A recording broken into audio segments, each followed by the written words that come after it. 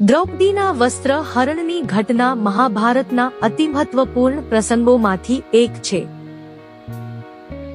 આ ઘટના એ કુરુક્ષેત્રના યુદ્ધના મુખ્ય કારણોમાંથી એક બની. અહીં તેની પૂરી કહાણી છે. પ્રસંગ: મહાભારતમાં પાંડવોએ પોતાના રાજ્ય હાર્યા પછી જુગાર રમવામાં સંલગ્ન થઈ ગયા હતા. દુર્યોધન, કૌરવોના મુખ્ય, અને તેના મમેરા ભાઈ શકુનીએ ધર્મરાજ યુધિષ્ઠિરને પ્રેરિત કરીને જુગાર રમવા મજબૂર કર્યા.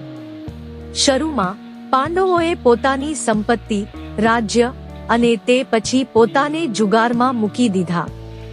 યુધિષ્ઠિર ક્રમશઃ બધું જ હારી ગયા.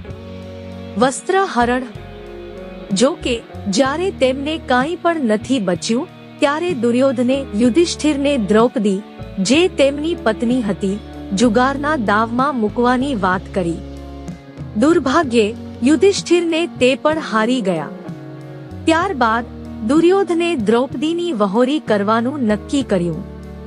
તેના આદેશ પર દુશાસન દ્રૌપદીના વસ્ત્ર હરણ માટે જોરથી આગળ આવ્યો.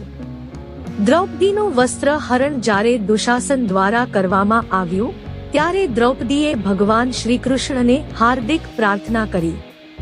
ભગવાન કૃષ્ણએ તેની લજ્જા અને માન રક્ષવા માટે દ્રૌપદીના વસ્ત્રોને અનંતમાં ફેરવી દીધા. દ્રૌપદીને દુશાસનના પ્રયત્નો છતાં પોતાના વસ્ત્રો દૂર ન થઈ શક્યા અને તે અવિનાશી રીતે સંપૂર્ણપણે આવરી લેવામાં આવી. પરિણામ: આ પ્રસંગ પાંડવો માટે ખૂબ જ અપમાનજનક હતો અને આ સાથે જ તેમની માટે કૌરવો સાથેના દુશ્મનાવટનું બીજ વાવાયું. આ ઘટના બાદ જ પાંડવો અને કૌરવો વચ્ચે કુરુક્ષેત્ર યુદ્ધની પેઠી ઊભી થઈ, જે આખરે પાંડવોની જીત સાથે સમાપ્ત થઈ.